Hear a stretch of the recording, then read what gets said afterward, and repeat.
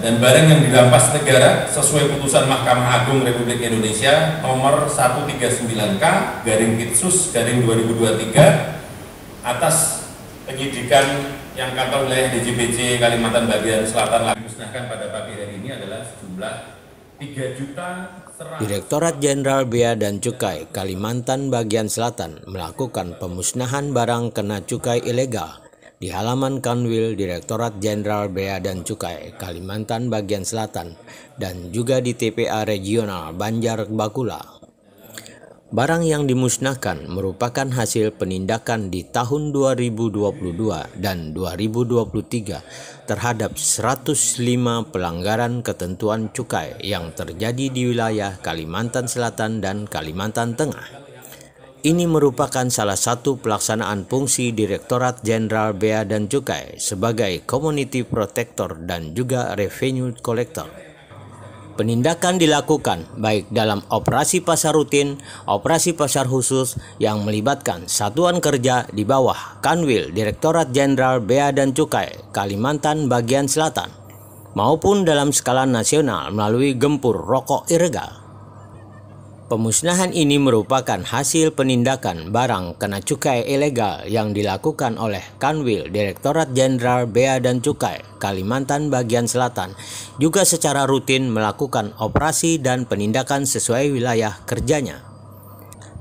Barang hasil penindakan tersebut berupa hasil tembakau sebanyak 3.149 batang dan minuman mengandung etil alkohol sebanyak 589,1 liter dengan perkiraan nilai total barang sebesar 3.735.163.700 rupiah.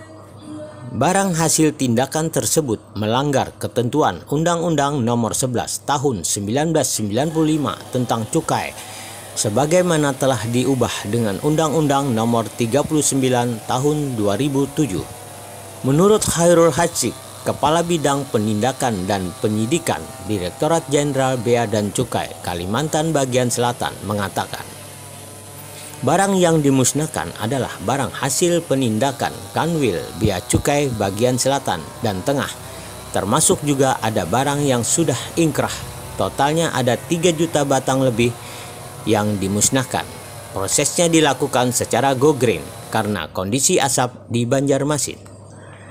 Dimusnahkan dengan cara dipotong dan dibuang di TPA supaya tidak mencemari lingkungan.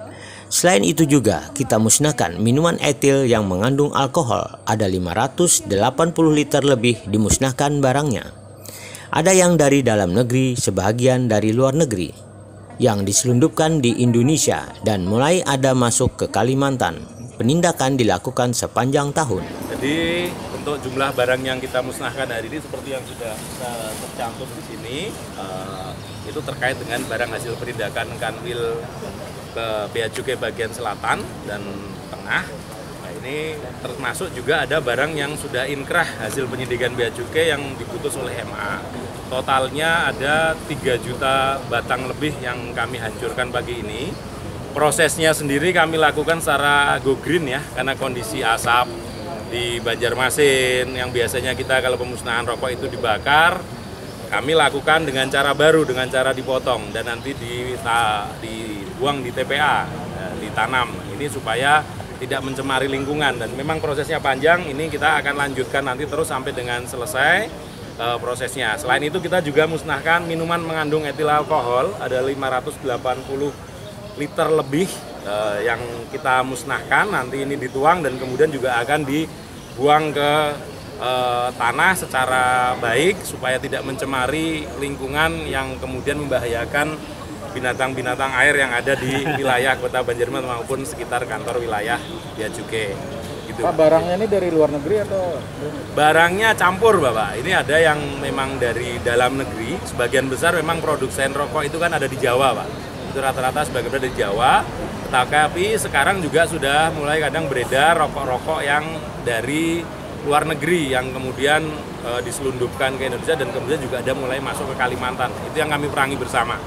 Kami mohon dukungan dari masyarakat, dari para penegak hukum lain, termasuk juga dari Pemda dan kemudian dari seluruh komponen masyarakat untuk kemudian memberikan informasi kepada kami, bersinergi kita hadapi bersama untuk membersihkan rokok-rokok ilegal di wilayah Kalimantan bagian selatan dan Kalimantan Tengah. Tindakannya mulai kapan aja Pak? Ini penindakan kita lakukan sepanjang tahun Pak. Kami di Bea Cukai saat ini juga sedang menggelar operasi gempur seperti yang tercantum di sana. Ini kita setahun lakukan 2 kali, di awal tahun dan di akhir tahun. Tapi kemudian secara regional di Kalimantan bagian selatan kita juga lakukan operasi bekantan. Yang jadi tujuan lain itu juga nanti masing-masing kantor akan melakukan operasi setiap hari Pak. Makanya kami di sini juga mengundang teman-teman Asperindo, kantor pos, jasa titipan, karena sekarang modus baru juga sudah banyak mulai dikirim melalui jalur sana. Yang jumlahnya mungkin tidak besar, tapi kemudian frekuensinya yang tinggi. Yang ini menjadi tantangan tersendiri bagi Bea Cukai untuk melakukan penindakan.